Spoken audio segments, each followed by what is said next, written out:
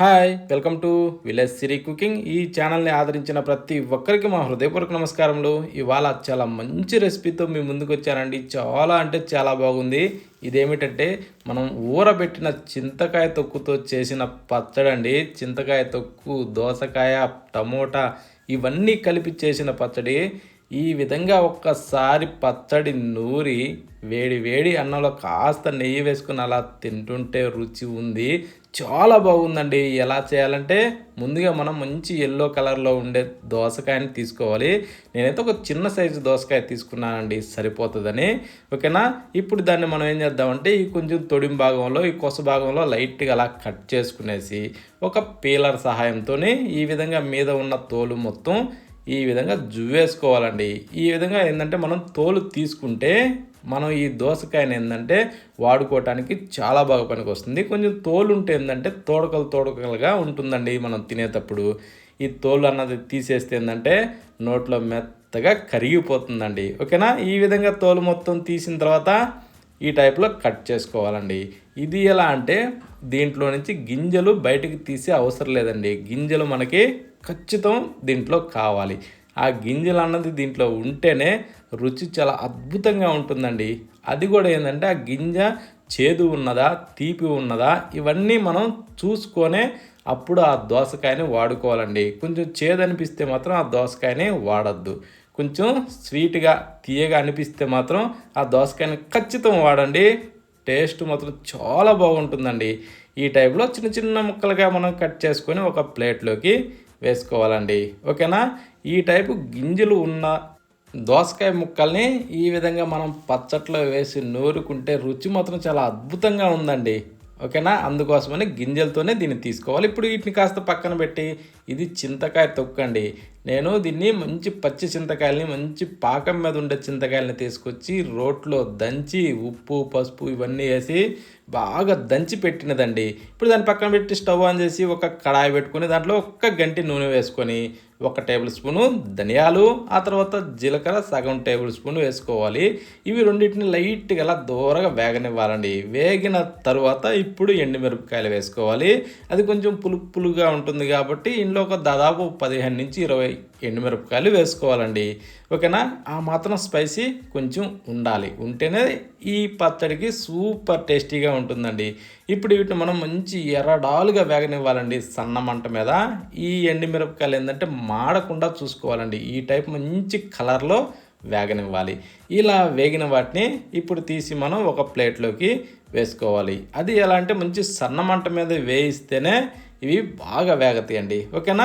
ఇప్పుడు అదే బాండిలో మరి కొద్దిగా నూనె వేసుకునేసి కొంచెం వేడెక్కనిచ్చి ఒక 2 మంచి ఎర్రటి టమోటాలని సన్నగా పొడవుగా కట్ చేసి దాంట్లో వేసుకునేసి ఇప్పుడు ఈ టమోటాలను కూడా మనం మంచిగా మెత్తగా అయ్యేదాకా వీటిని కొంచెం వేగనివ్వాలండి. ఇవి కూడా కొంచెం కాస్త మంట మీడియంలో ఉంచుకునేసి అడుగు పట్టుకోకుండా ఇలా బాగా వేగనివ్వాలండి. ఓకేనా.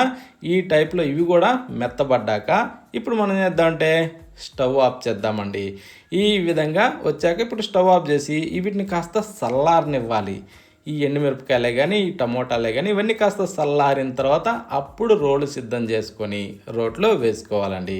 వేశాక ఇప్పుడు ఎండుమిరపకాయలని పచ్చగా దంచేసుకోవాలి. ఇలా కొంచెం పచ్చగా దంచిన తర్వాత రుచికి సరిపడా సాల్ట్ ఇప్పుడు వేసుకోవాలండి. ఎందుకంటే చింతకాయ తొక్కులో ఆల్రెడీ సాల్ట్ ఉంటుంది కాబట్టి చూసి వేసుకోవాలి. ఇప్పుడు వెల్లుల్లి రెమ్మలు కూడా కొన్ని వేసుకునేసి పచ్చగా ఇవన్నింటిని బాగా దంచేసుకోవాలి. ఈ విధంగా దంచిన తర్వాత ఇప్పుడు మనం ఏదైతే ఇందాక చింతకాయ ఊరగాయ తీసుకున్నామో అంటే చింతకాయ తొక్కు, ఆ తొక్కుని దీంట్లో వేసుకునేసి ఇప్పుడు దీన్ని కూడా మనం పచ్చగా దంచేసుకోవాలి. ఇది దంచేటప్పుడు కాస్త అలా పట్టుకుంటుందండి. ఎందుకంటే ఇది కాస్త జిగటతోనే ఉంటుంది కాబట్టి. ఓకే. ఇప్పుడు దోసకాయ ముక్కలు కూడా అందులో వేసేసుకోవాలి గింజలతో సహా. ఇప్పుడు ఈ దోసకాయ ముక్కలను కూడా గుజ్జు కాకుండా కొంచెం పలుకు మీద ఉండే విధంగానే దంచుకోవాలి. ఇప్పుడు ఫ్రై చేసిన టమోటా ముక్కలు కూడా దాంట్లో వేసేసుకునేసి దీన్ని కూడా మనం మెత్తగా ఇప్పుడు నూరేసుకోవాలండి. ఇప్పుడు కాస్త గట్టిగా అనిపిస్తుంది కాబట్టి మనం ఏం చేద్దామంటే లైట్గా నీళ్ళు అలా వేసుకోవాలి. అప్పుడేమవుద్దంటే ఈ పచ్చడి బాగా రుబ్బుకోవటానికి అనుగుణంగా ఉంటుంది. కొంచెం లూజు బారుతుంది. తినడానికి కూడా సూపర్గా ఉంటుంది. చూడండి, ఈ టైప్లో బాగా రుబ్బితే మంచి బంక టైప్లో జిగటలాగా రావాలండి. ఇలా జిగటలాగా మారిన తర్వాత ఇప్పుడు మనం ఏం చేద్దామంటే తీసి ఒక బౌల్లో వేసుకోవాలి.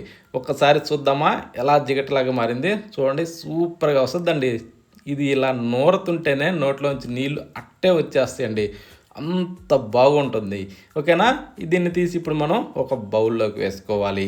వేసిన తర్వాత ఇంకా మనం రోట్లో కాస్త నీళ్లు వేసుకునేసి కొద్దిగా ఆ రోలు అలా తుడిసి ఆ నీటిని కూడా ఈ బౌల్లో వేసుకొని ఆ టేస్ట్ చూడాలండి. సూపర్ అండి. ఇప్పుడు స్టవ్ ఆన్ చేసి కడాయి పెట్టి నూనె ఒక 2 గంటలు వేసి వేడెక్కనిచ్చి తాలింపు గింజలు కొన్ని వెల్లుల్లి రెమ్మల్ని ఇలా ముక్కులు పొడిచి వేసుకొని కాస్త ఇలా వేగనివ్వాలి. ఆ తర్వాత ఒక 3 ఎండుమిరపకాయలని వేసి కొద్దిగా అలా వేగనిచ్చి 4 రెమ్మలు కరివేపాకు దూసి వేసి కాస్త చిటపట్లాడనివ్వాలి.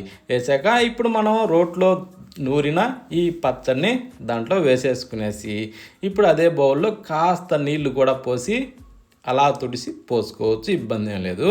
ఇప్పుడు దీన్ని ఇలా కలుపుతూనే ఒక 2-3 నిమిషాల పాటు దీన్ని బాగా ఉడకనివ్వాలండి, మంచి సన్నమంట మీద. అప్పుడే ఈ పచ్చడికి ఏంటంటే రుచి అద్భుతంగా ఉంటుంది. ఇప్పుడు మీదకించి ఆనియన్ ముక్కలు వేసుకునేసి ఉల్లిగడ్డ ముక్కల్ని వెంటనే స్టవ్ ఆఫ్ చేసుకోవడమేనండి. ఇది చాలా అంటే చాలా సింపుల్ అండి. చేయడం మాత్రం రుచి మాత్రం చాలా అద్భుతం అండి. ఒక్కసారి ఈ విధంగా చేసి తిని చూసిన వాళ్ళు ఎవరైనా సరే వదిలేపెట్టరండి. ఇది మంచి వేడి వేడి అన్నంలో ఇది కాస్త అలా వేసుకునేసి మీదకించి కొద్దిగా నెయ్యి పోసి కలుపుకొని తింటుంటే ఉంటుంది.